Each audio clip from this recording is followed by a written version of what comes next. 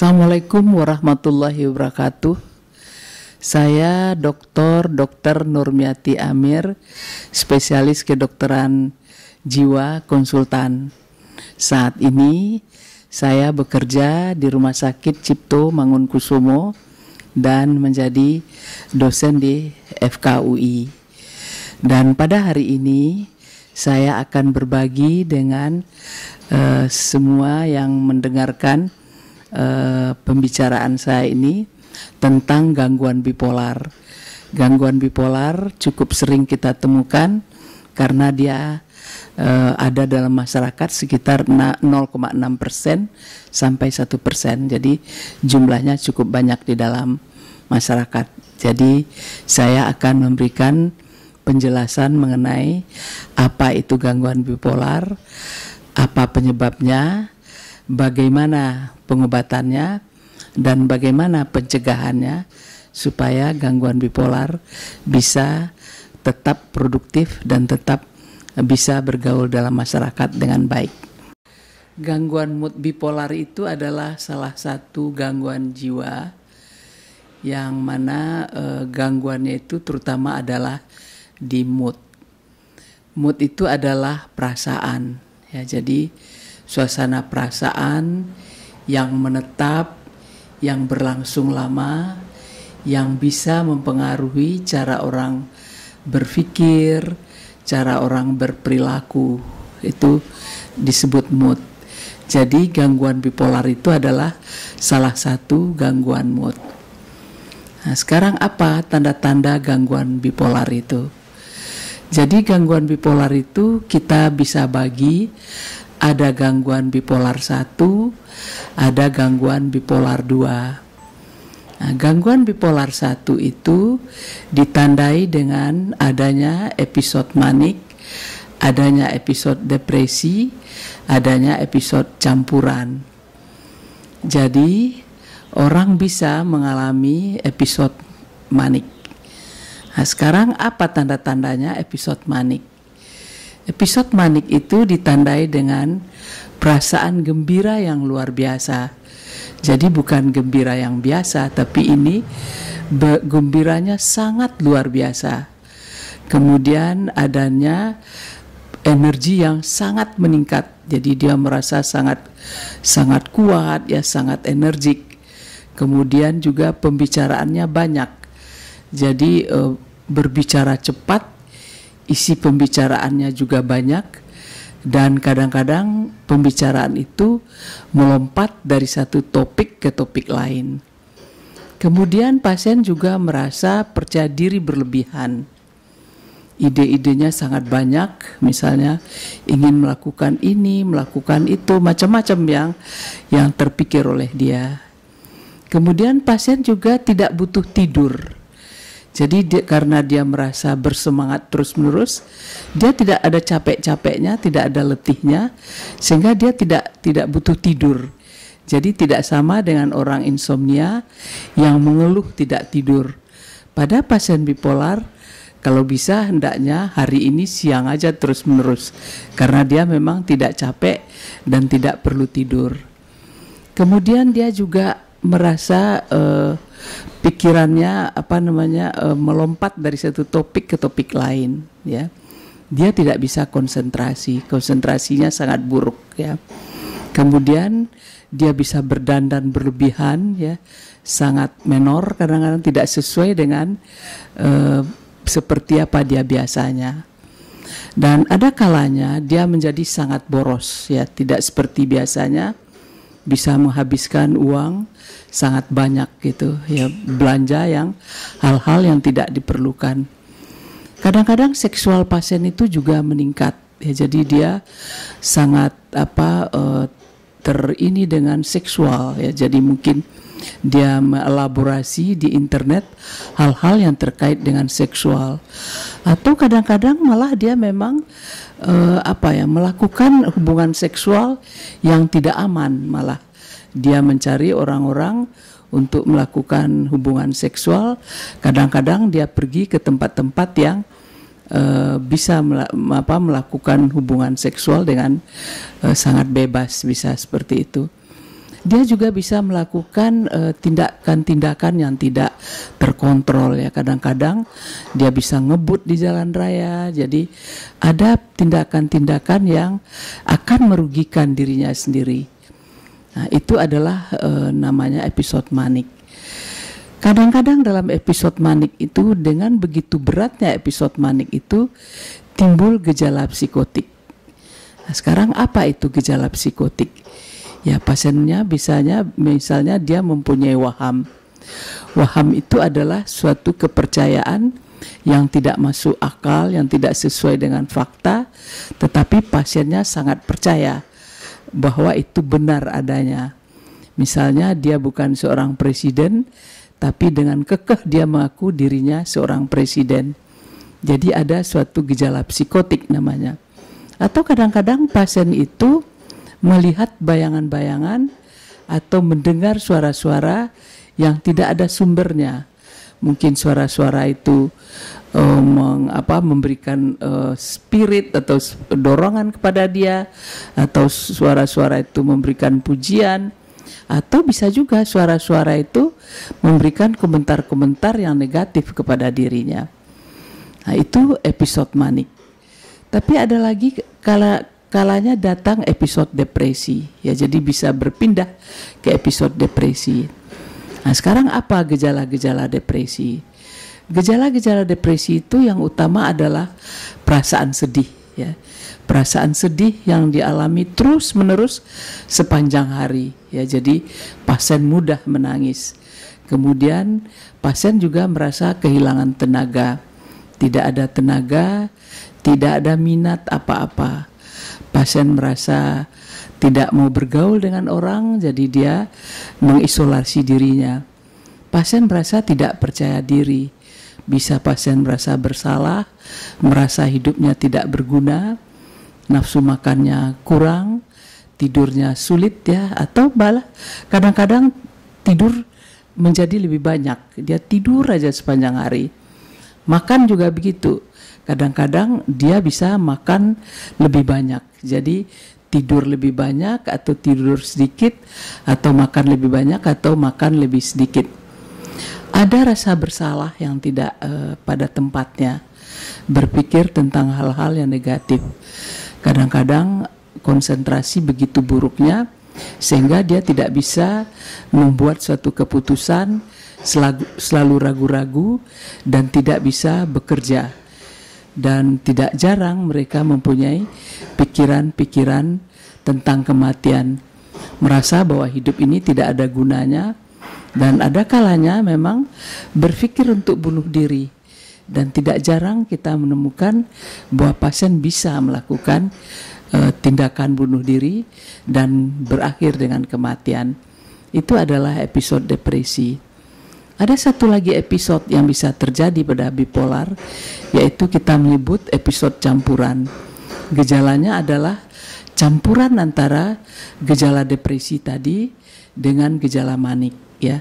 Jadi ada kalanya misalnya pagi-pagi dia mengalami depresi dengan tanda-tanda depresi tadi, nanti sore dia mengalami gejala manik dengan tanda-tanda manik tadi. Bisa gejala-gejala itu tercampur atau dalam berhari-hari berganti gejala itu.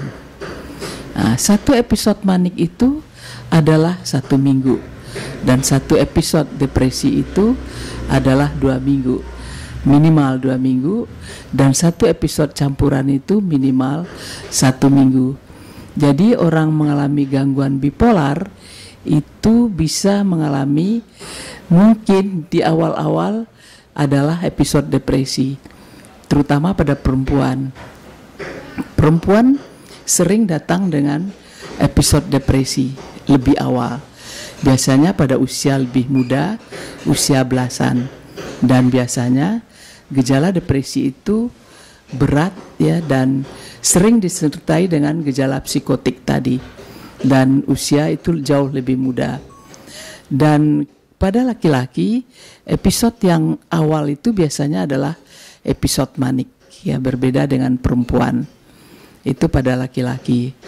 Dan yang perlu kita perhatikan, baik episode manik ataupun episode depresi, orang bisa mengalami bunuh diri ya. Jadi misalnya pada episode depresi seperti tadi orang bunuh diri, tapi pada episode manik tidak jarang juga terjadi kecelakaan sehingga orangnya juga bisa meninggal. Misalnya dia merasa begitu pede atau meyakini jalan raya milik dia sehingga dia ngebut di jalan raya dan akhirnya dia meninggal. Nah, untuk menegakkan gejala bipolar ini tentu kita menyisihkan gejala-gejala gangguan jiwa lainnya. Jadi gejala bipolar ini bukan gejala skizofrenia, bukan gejala skizoafektif, atau bukan karena obat-obatan atau penyakit fisik lainnya. Itu adalah gangguan bipolar. Nah, apa komplikasi dari gangguan bipolar? Gangguan bipolar mempunyai komplikasi baik fisik ataupun non fisik ya. Jadi bisa komplikasinya itu fisik misalnya. Tidak jarang orang gangguan bipolar mengalami obesitas ya, menjadi lebih gemuk.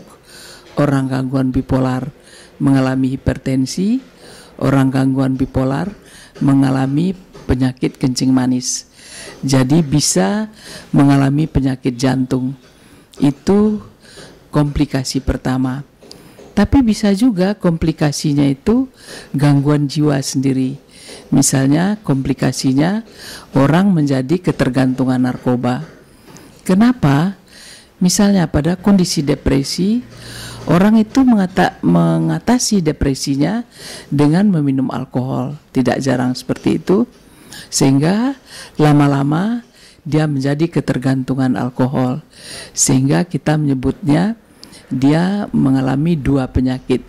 Tidak hanya gangguan bipolar, tetapi juga gangguan penyalahgunaan narkoba atau ketergantungan narkoba.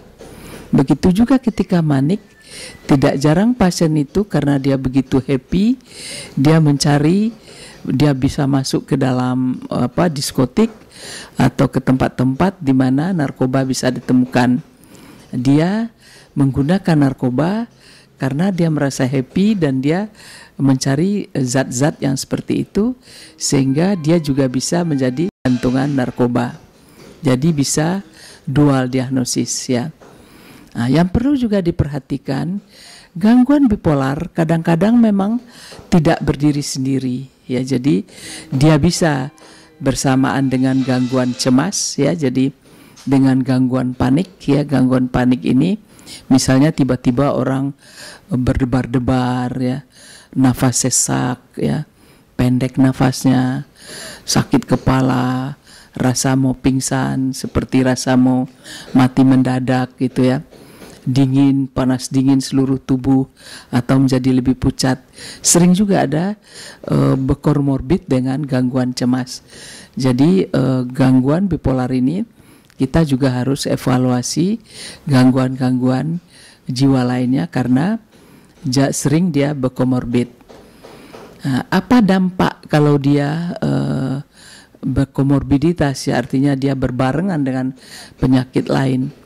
Maka pengobatannya akan menjadi lebih sulit ya. Jadi misalnya pasien-pasien bipolar yang berkomorbid dengan penyalahgunaan zat misalnya, itu efek dari obat tidak sebaik kalau dia tidak menggunakan obat ya. Jadi respon obat akan buruk dan kita mengatakan perjalanan penyakit itu akan semakin buruk. Begitu juga misalnya kalau dia berkomorbid dengan gangguan cemas atau gangguan jiwa lainnya, maka dia juga akan prognosisnya atau perjalanan penyakitnya juga menjadi buruk. Nah, ada kalanya gangguan bipolar ini berkomorbid dengan gangguan kepribadian. Salah satu kepribadian yang sering menyertai gangguan bipolar ini adalah gangguan kepribadian ambang. Apa itu gangguan kepribadian ambang? Gangguan kepribadian ambang itu ditandai dengan mood yang juga berfluktuasi. Jadi moodnya itu mudah sekali pindah dari rasa senang, sedih, galau ya, uring-uringan, itu berpindah gitu. mood itu. Dan kemudian orang-orang dengan gangguan kepribadian ambang ini tidak bisa membuat relasi yang lama ya, yang erat gitu, yang bertahan lama dengan orang lain ya. Jadi dia mudah bosan berhubungan dengan orang lainnya. Jadi dia bisa tidak punya teman gitu. Jadi salah satu gejalanya itu. Kemudian juga orang-orang dengan gangguan kepribadian ambang ini impulsif ya. Jadi dia susah menahan dorongan-dorongan yang ada dalam dirinya, terutama dorongan-dorongan untuk menyakiti dirinya. Jadi yang kita kenal itu anak-anak yang dengan gangguan kepribadian ambang itu, atau orang-orang dengan gangguan kepribadian ambang, kadang-kadang melukai dirinya sendiri. Jadi misalnya dia menyilet nadinya, tapi tidak sampai seperti orang mau bunuh diri. Itu sering menyertai gangguan bipolar. Kalau terdapat gangguan ini berbarengan, maka prognosis perjalanan penyakit juga akan menjadi lebih berat. Kita mengenal ada gangguan bipolar 1 dan gangguan bipolar 2. Apa itu gangguan bipolar 1? Gangguan bipolar 1 itu ditandai dengan adanya episode manik ya, dan episode depresi.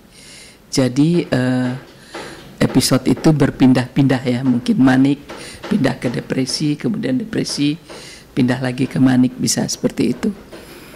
Tapi ada lagi bipolar 2. Bipolar 2 itu hanya episode hipomanik ya, dan episode depresi. Jadi dia tidak pernah mengalami manik. Nah, sekarang apa itu episode hipomanik? Episode hipomanik itu mirip ya secara gejala dengan episode manik, tapi dia tidak seberat episode manik. Itu kita sebut dengan hipomanik. Tetap ada gejala-gejala tadi, misalnya rasa gembira, tenaga yang meningkat, ya, ide-ide yang banyak, tapi dia tidak seberat episode manik, itu episode hipomanik. Jadi bahkan kadang-kadang orang dengan hipomanik itu fungsinya menjadi lebih baik ya, karena dia energik meningkat tapi tidak meningkat yang luar biasa. Kemudian juga atensinya berkurang tapi tidak seperti atensi yang sangat terganggu pada orang-orang dengan manik. Jadi itu kita sebut dengan bipolar 2. Jadi bipolar 2 hipomanik ya, jadi lebih ringan manik dari manik, derajat maniknya dibandingkan dengan bipolar 1. Tapi bukan berarti bipolar 2 lebih ringan dari bipolar 1. Tidak begitu, bipolar 2 justru lebih berat karena episode depresinya lebih sering pada bipolar 2. Kemudian angka bunuh diri justru lebih sering pada bipolar 2 dibandingkan dengan bipolar 1. Pertanyaan yang sering muncul adalah apa penyebab gangguan bipolar ya. Jadi penyebab pasti sampai saat ini belum tahu ya. Jadi dikatakan bahwa gangguan bipolar itu disebabkan oleh multifaktor ya. Jadi tidak faktor tunggal ya, tapi ada beberapa faktor risiko yang kita katakan. Pertama faktor keturunan ya, kita menyebut faktor genetik. Jadi gangguan bipolar ini ada dalam keluarga. Jadi misalnya kalau orang tua kita salah satu menderita bipolar, kemungkinan anaknya akan menderita bipolar itu besar kemungkinannya. Begitu juga kalau ada saudara kandung kita menderita bipolar, maka kemungkinan kita juga menderita bipolar lebih besar dibandingkan dengan orang awam ya. Jadi pertama tadi faktor keturunan itu. Tapi ternyata tidak semua orang-orang yang menderita gangguan bipolar mempunyai keluarga yang juga menderita gangguan bipolar ya. Karena dikatakan bisa juga bukan gangguan bipolar keluarganya, mungkin gangguan jiwa lainnya ya. Jadi mungkin gangguan skizofrenia atau gangguan skizoafektif, yaitu kita bicarakan nanti. Jadi mungkin gangguan jiwa lainnya, jadi bukan gangguan bipolar atau gangguan mood lainnya, perasaan lainnya, sehingga anaknya atau keturunannya menderita gangguan bipolar.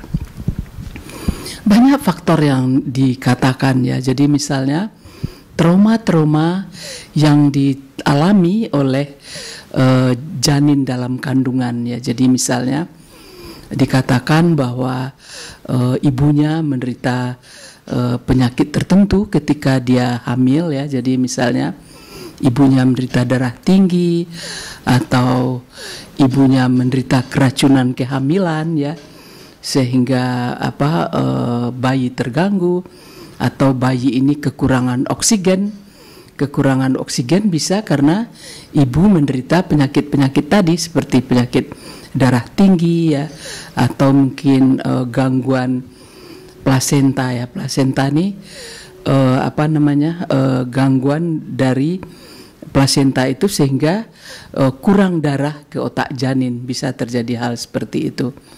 Atau ada juga yang mengatakan bahwa gangguan terjadi akibat adanya infeksi selama ibu tadi hamil. Jadi ibu menderita infeksi, misalnya infeksi influenza selama kehamilan, itu juga merupakan dugaan.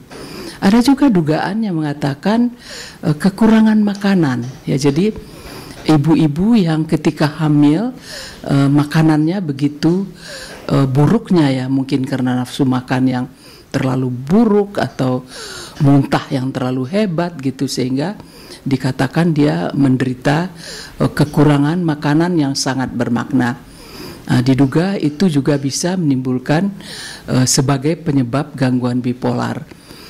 Atau proses kelahiran itu sendiri, misalnya kelahiran yang begitu lama sehingga janin itu kekurangan oksigen, bisa juga dikaitkan dengan penyebab gangguan bipolar. Salah satu yang diduga juga menjadi penyebab gangguan bipolar ini adalah stresor ya. Stresor itu tekanan ya, tekanan yang diderita oleh seorang manusia, terutama anak-anak di bawah 10 tahun. Jadi anak-anak yang menderita adanya trauma ketika berumur di bawah 10 tahun itu diduga juga menjadi penyebabnya. Apa misalnya traumanya? Misalnya anak-anak yang dibully ya, di-abuse ya, disiksa secara fisik misalnya. Jadi anak-anak yang sering dipukul oleh orang tua atau orang dewasa yang memukul anak-anak ya, dengan sangat buruk perlakuan gitu secara fisik bisa. Atau bisa juga perlakuan buruk ya, artinya dibully atau oleh orang tua misalnya dengan kata-kata yang kasar. Jadi tidak hanya fisik yang disakiti, tetapi juga dengan perkataan ya. Jadi mungkin dikata-katai dengan kata-kata yang sangat jahat ya oleh orang-orang dewasa atau orang tuanya, juga bisa seperti itu. Atau barangkali juga dikatakan abuse seksual ya. Jadi anak-anak yang mendapat kekerasan seksual. Jadi tidak jarang anak-anak mendapat kekerasan seksual ya. Jadi di bawah usia 10 tahun mungkin dia dilakukan kekerasan seksual oleh orang dewasa, kadang-kadang oleh orang-orang yang ada di dalam rumah tangganya sendiri. Jadi misalnya mungkin ayah tiri yang ada dalam rumah tangga, atau paman atau saudara-saudara lain yang tinggal bersama, itu bisa melakukan abuse secara seksual kepada anak-anak di bawah 10 tahun. Kemudian stresor dalam kehidupan lainnya ya, jadi traumatik lain ya. Jadi misalnya hidup dengan penuh stresor. Jadi misalnya mungkin kehilangan pasangan ya, mungkin kehilangan orang tua ya, atau berhadapan dengan hukum ya, atau menderita penyakit tertentu. Kadang-kadang itu juga merupakan tekanan yang bisa mencetuskan juga gangguan bipolar itu ya. Jadi berbagai bentuk stresor. Nah, kemudian apa yang terjadi ya dengan adanya stresor-stresor tadi? Misalnya dengan adanya genetik yang kita bawa, atau dengan adanya perlakuan-perlakuan kasar yang kita terima dalam dekade kehidupan kita, satu dekade kehidupan kita, atau stresor-stresor yang kita terima setelah kita beranjak lebih dewasa ya, misal stresor dalam perkawinan, stresor di perusahaan, itu bisa membangkitkan gangguan bipolar. Terus apa yang terjadi ketika gangguan bipolar itu muncul? Nah, itu terjadi perubahan di kimia otak kita. Ya, jadi ketika kita depresi, ada zat kimia otak kita yang turun, sangat turun ya. Jadi ada serotonin yang sangat turun. Itu kimia otak, ada dopamin yang sangat turun, atau norepinefrin yang sangat turun gitu. Nah, kalau itu sangat turun, maka orang mengalami depresi ya.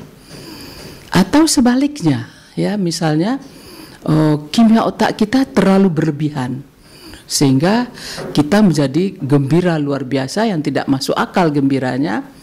Atau kalau dia sangat-sangat berlebihan, maka bisa seperti yang saya katakan, muncul gejala psikotik.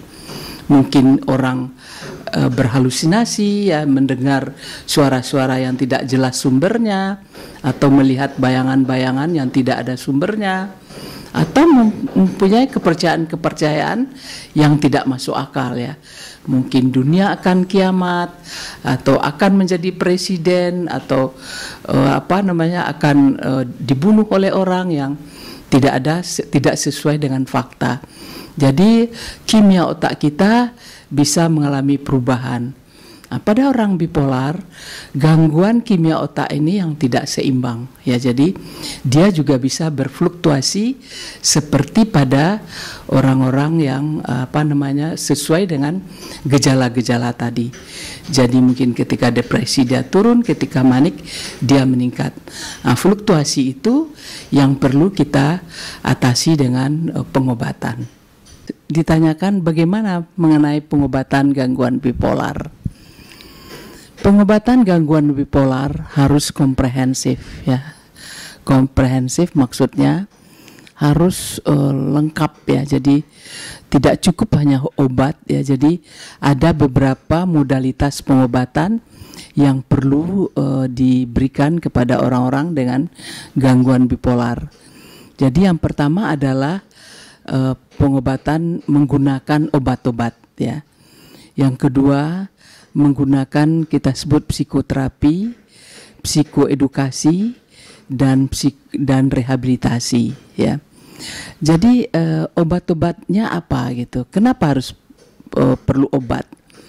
Tadi seperti yang saya katakan tadi, karena memang pada gangguan bipolar itu terdapat gangguan pada kimia otak.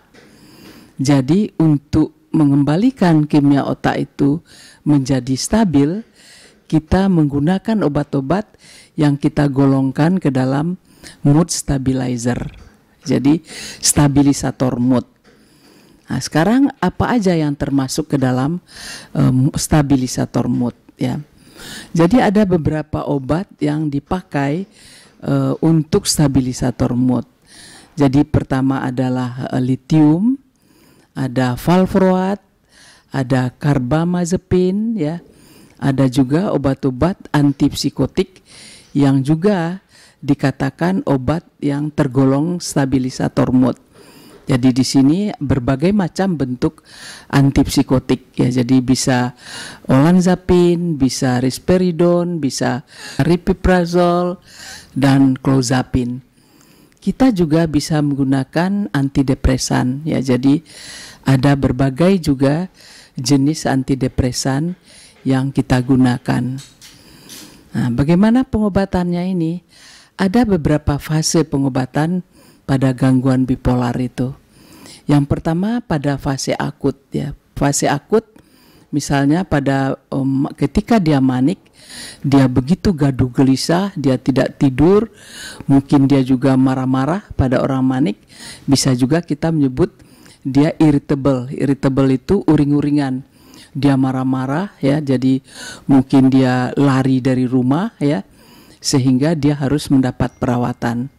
Nah, kalau mendapat dalam kondisi gaduh gelisah seperti itu, dia tidak bisa diam, dia marah-marah, maka dia harus dirawat di dalam rumah sakit. Nah, begitu juga untuk depresi. Depresi kalau dia punya ide bunuh diri, artinya ada tindakan-tindakan bunuh diri, harus dirawat di rumah sakit ya. Jadi indikasi rawat di dalam rumah sakit itu adalah gaduh gelisah pada bipolar, atau adanya ide-ide bunuh diri, atau orang yang tidak patuh dengan pengobatan, itu juga harus dirawat di dalam rumah sakit. Nah, sekarang fasenya tadi fase akut itu namanya, sehingga dia ada dalam rumah sakit. Nah, pada fase akut ini dosis obat tentu agak lebih besar ya. Target kita di fase akut ini, gejala-gejala baik manik itu atau depresi atau gejala campuran tadi itu harus berkurang. Nah, kalau dia sudah berkurang, pasien boleh pulang dan kita melanjutkan dengan fase stabil ya. Jadi untuk menstabilisasi pasien ini agar dia tetap stabil, dan kemudian kita lanjutkan dengan fase rumatan, di mana itu menjaga supaya tidak kambuh ya. Jadi pengobatan digunakan supaya tidak kambuh. Kenapa kambuh perlu kita cegah? Karena setiap kekambuhan itu akan menyebabkan kerusakan pada sel-sel otak. Jadi semakin sering kambuh, maka semakin banyak sel-sel otak yang rusak. Jadi dampaknya sangat besar ya kalau dia sering kambuh. Dengan banyaknya sel-sel otak yang rusak, maka bisa berdampak lebih buruk. Misalnya kemampuan kognitif. Kognitif ini misalnya adalah memorinya, fungsi-fungsi eksekutifnya itu akan terganggu dengan seringnya kambuh. Jadi kita selalu berusaha untuk menyebabkan pasien ini, tidak mencegah pasien ini supaya tidak kambuh gitu. Itu yang harus kita lakukan. Nah, jadi berapa lama pengobatan gangguan bipolar? Nah, itu sangat tergantung dari beberapa hal ya. Jadi misalnya kalau dia baru satu episode ya mungkin setelah dia pulih itu pulih dari gejala ya. Jadi bukan pulih dari episode. Kita menyebutnya pulih dari episode, tapi bukan berarti pulih dari penyakitnya. Jadi misalnya kalau dia manik, gejala maniknya habis, itu pulih, dia udah berfungsi seperti biasa kembali. Kalau dia depresi, gejala-gejala depresinya habis, dia berfungsi seperti biasa kembali. Dan kalau dia pulih, kalau dia baru satu episode, mungkin kita akan pertahankan 1-2 tahun. Tetapi kalau dia udah 2 episode, setelah dia pulih mungkin kita akan pertahankan sekitar 5 tahun. Tapi kalau dia sudah sering, maka pengobatan itu sudah harus selama hidupnya. Jadi di sini kita mengharapkan pasien-pasien memang patuh makan obat. Karena kalau dia tidak patuh makan obat, udah pasti kambuh gitu. Nah, terus yang paling berat bagi pasien ini karena pengobatannya lama. Tetapi saya selalu mengingatkan kepada pasien-pasien bipolar, banyak sekali orang yang menggunakan pengobatan selama hidup. Misalnya, orang-orang yang sudah didiagnosis darah tinggi, dia akan makan obat selama hidup. Begitu juga orang-orang yang mengalami kencing manis, dia juga akan menggunakan obat selama hidup. Tapi apa salahnya kita menggunakan obat selama hidup kalau kita bisa berfungsi dengan baik? Misalnya karena dia darah tinggi, dia minum obat teratur, ya dia sama aja dengan orang normal. Begitu juga orang diabetes, kalau dia minum obat teratur, gula darahnya sama dengan normal. Begitu juga orang bipolar, Kalau dia minum obat dengan teratur, tidak ada bedanya dia dengan orang normal. Dia bisa berfungsi baik seperti orang normal. Jadi itu pertama yang perlu kita inikan, kepatuhan makan obat dan berobat memang harus dalam jangka lama. Kemudian kita melakukan suatu psikoterapi ya. Jadi ini terapi terhadap orang-orang. Jadi ini berbagai hal yang harus kita amati di sini ya. Jadi kita merubah cara dia berpikir, pikiran-pikiran yang salah kita benahi, konflik-konflik yang ada kita atasi gitu ya. Kita ajarkan bagaimana mengatasi konflik ya, bagaimana mengatasi masalah-masalah yang timbul. Itu kita ajarkan kepada, kita latih, kita berikan kepada orang-orang dengan gangguan bipolar. Kita berikan edukasi seperti tadi, edukasi apa itu penyakit bipolar, bagaimana mengobatinya, bagaimana mencegahnya supaya dia tidak kambuh ya. Jadi misalnya mencegah tidak kambuh itu hidup yang teratur misalnya. Jadi dia harus hidupnya teratur, tidak boleh begadang ya, karena kalau dia begadang artinya dia tidak tidur, maka kimia otak tadi kembali tidak stabil dan akan muncul gejalanya. Jadi itu kita edukasi. Selain itu juga pasien diajarkan mengamati gejala-gejala awal dari bipolar itu sendiri, karena semua orang, masing-masing orang berbeda. Ada kalanya orang-orang mulai tidak tidur itu menunjukkan gejala awal, atau ada orang yang mulai uring-uringan itu menunjukkan gejala awal. Jadi itu kita berikan edukasi kepada orang-orang bagaimana mencegah supaya gejala bipolar itu tidak kambuh. Jadi kemudian juga latihan-latihan fisik ya. Jadi latihan fisik misalnya olahraga yang teratur. Ya, dengan kita berolahraga maka kimia otak kita pasti membaik ya. Akan keluar satu hormon di otak kita namanya endorfin. Endorfin itu morfin ya, kayak putau, tapi endogenik, ada di dalam tubuh kita. Dengan kita berolahraga teratur, maka endorfin itu akan keluar. Apa manfaatnya kalau endorfin itu keluar? Maka kita akan menjadi bahagia. Jadi kan orang bipolar mengalami depresi, salah satu gejalanya adalah ketidakbahagiaan. Jadi dengan dia olahraga itu, endorfin tadi keluar, maka dia akan merasa happy. Dan itu juga mencegah tidak kambuhnya gangguan bipolar.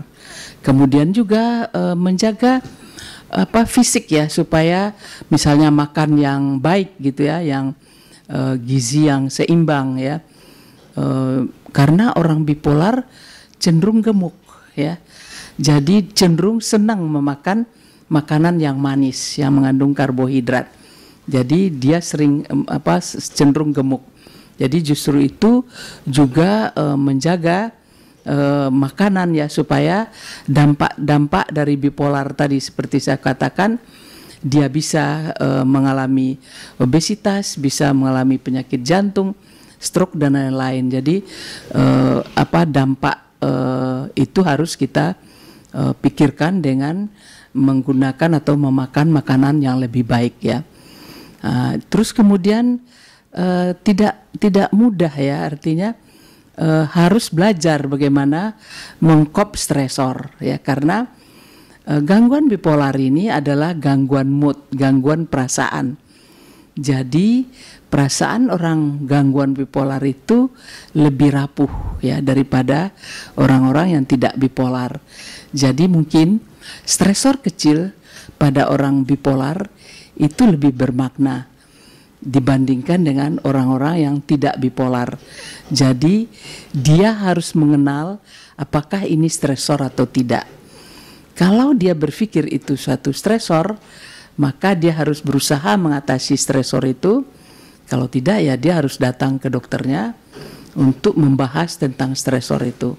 Karena seperti yang saya katakan tadi, kerapuhannya menghadapi stresor karena setiap tekanan itu lebih sering divalidasi dengan perasaannya, tidak dianalisis ya, karena memang dari dari pencitraan otak memang begitu orang bipolar, dia lebih tertarik ya, lebih mudah ya menerima yang negatif dibandingkan yang positif ketika dia depresi.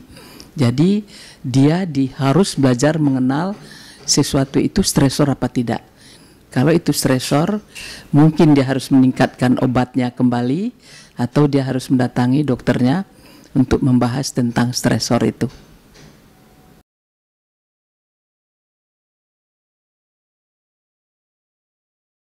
Jadi ada pertanyaan tentang apa itu stresor, apa itu dampak stresor, dan bagaimana mengatasi stresor itu, ya. Jadi stresor itu setiap yang sesuatu ya yang mengenai kita, masalah ya yang mengenai kita, yang kita rasakan, kita perlu beradaptasi dengannya, dan itu dikatakan suatu stresor. Ya, jadi suatu masalah yang mengenai kita dan kita kaget dengan hal itu, dan itu disebut suatu stresor. Ada kalanya stresor itu tidak bisa kita atasi sehingga kita menjadi distress, menderita akibatnya. Nah, terus gimana dengan adanya stresor? Kalau ada stresor, maka otak kita, ada satu bagian di otak kita namanya hipotalamus ya. Otak itu akan mengeluarkan namanya hormon stres ya. Jadi hormon stres ini keluar, kita menyebut hormon stres itu hormon kortisol. Itu keluar dari anak ginjal kita. Bagaimana dampaknya kalau kortisol itu tinggi? Nah, dampaknya kalau kortisol itu tinggi, yang pertama adalah berdampak kepada fisik kita seperti tadi. Dia akan mengolah ya cadangan gula kita, sehingga gula akan banyak di dalam darah kita. Jadi kita bisa menjadi seperti orang diabetes. Dia juga bisa merusak dinding pembuluh darah kita sehingga kita bisa menjadi hipertensi ya. Jadi banyak sekali dampak buruk dari kortisol itu. Kortisol itu juga yang menyebabkan orang menjadi depresi. Jadi kalau dia lama di dalam tubuh kita dan keluarnya banyak, lama-lama orang mengalami depresi. Jadi orang menjadi putus asa, menjadi tidak berdaya, dan menjadi sedih sehingga berpikir untuk bunuh diri. Itu akibat dari stresor tadi. Jadi stresor bisa mengenai fisik kita dan bisa juga mengenai jiwa kita. Stresor yang berat itu juga bisa menyebabkan kognitif kita buruk ya. Jadi kognitif ini kemampuan kita belajar, kemampuan kita mengingat, kemampuan kita berfungsi ya. Jadi misalnya ada satu fungsi yang penting itu fungsi eksekutif. Fungsi eksekutif itu kemampuan kita membuat perencanaan. Jadi kita punya perencanaan untuk jangka pendek, untuk jangka panjang. Kemampuan kita mengeksekusi perencanaan kita. Kemampuan kita untuk memantau bahwa perencanaan itu udah dalam tracknya, artinya dia di dalam jalur yang tepat, sehingga kita tahu bahwa apa yang kita rencanakan itu tepat, sehingga bisa mendapatkan hasil. Nah, pada orang-orang yang gangguan fungsi eksekutif, ada kalanya tidak ada lagi perencanaan, tidak ada rencana apa-apa. Dia cuma duduk aja di rumah, mungkin merokok saja, tidak ada rencana apa-apa. Atau kalaupun ada rencana itu nggak pernah ada eksekusinya, tinggal rencana aja. Atau kalau dia lakukan atau ada eksekusinya, tetapi dia tidak berjalan dengan baik ya, sehingga tidak ada hasilnya rencana itu. Nah, itu bisa rusak kalau kortisol kita banyak. Nah, terus apa yang harus kita lakukan ya? Jadi banyak hal yang harus kita lakukan ya di dalam. Pertama, apa yang menyebabkan kita kuat ya? Pengalaman ya. Jadi pengalaman menghadapi stresor. Kalau kita misalnya pernah mengalami stresor, terus kemudian kita lihat ternyata kita mampu mengatasi stresor itu, maka kita lebih pede menghadapi stresor dibandingkan dengan orang-orang yang tidak pernah menghadapi stresor. Jadi kalau ada stresor, kita jangan menghindar dari stresor itu. Jadi kita selalu berjuang untuk mengatasi stresor itu. Kemudian seperti yang saya katakan, gunakan pikiran kita untuk menganalisis segala sesuatu itu. Ini benar stresor atau tidak gini. Ini ada jalan keluarnya atau tidak. Jadi kita harus berusaha mencari jalan keluar dari sesuatu masalah yang kita hadapi.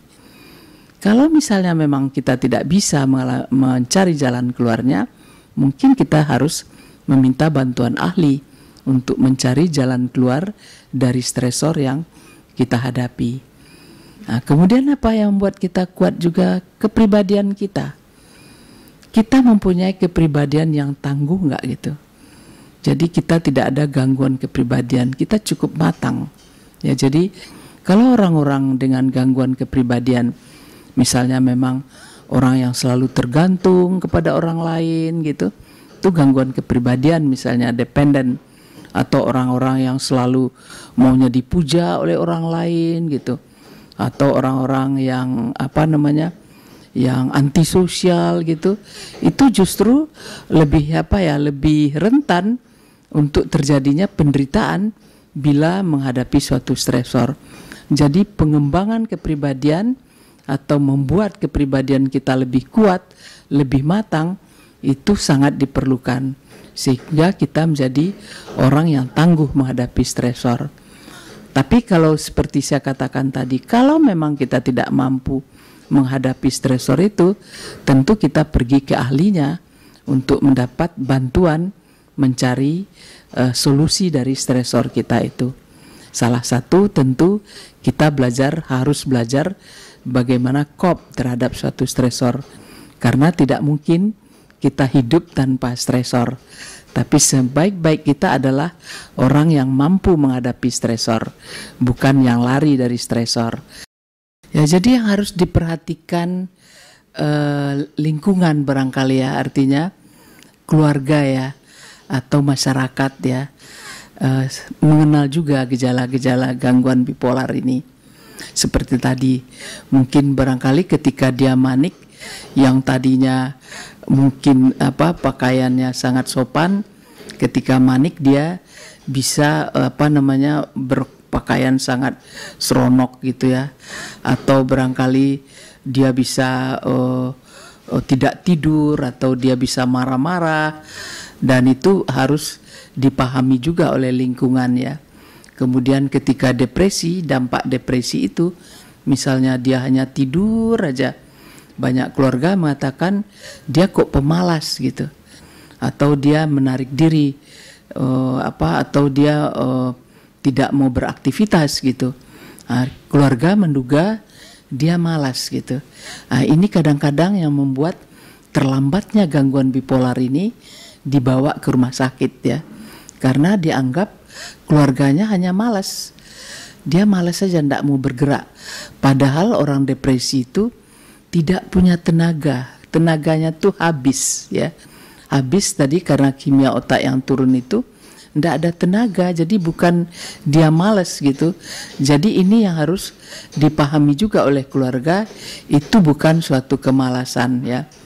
Nah, terus kemudian yang paling kita harapkan dari masyarakat, tidak ada stigma untuk orang gangguan bipolar ya, atau stigma kalau dia melakukan tindakan bunuh diri gitu. Jadi jangan distigma orang-orang dengan gangguan bipolar ini, karena dengan stigma itu yang membuat dia tidak mau berobat, atau keluarga tidak mau mengobatinya karena malu nanti diketahui orang dia menderita gangguan bipolar. Padahal gangguan bipolar ini kalau kita obati dengan baik, seperti saya katakan, tidak ada bedanya dengan kita, karena fungsi kognitifnya masih baik kalau dia diobati dengan baik. Jadi dia bisa bekerja, fungsi sosialnya baik, fungsi pekerjaannya baik, kemampuan dia menggunakan waktu senggangnya juga baik kalau dia mendapatkan pengobatan yang baik. Jadi yang penting di sini adalah mengenal bipolar itu dengan cepat ya, terutama pada perempuan usia lebih muda, belasan, kemudian terjadi seperti malas tadi, anak-anak sedih, tidak mau datang sekolah, itu harus segera dibawa. Kemungkinan dia bipolar, hanya mungkin maniknya belum muncul. Jadi mengenal lebih dini sehingga mendapat pengobatan lebih dini. Kemudian melakukan pengobatan yang teratur supaya tidak kambuh ya. Kemudian juga harus berfungsi kembali seperti biasa. Jadi dia dapat pekerjaan lagi seperti biasa atau sekolah seperti biasa.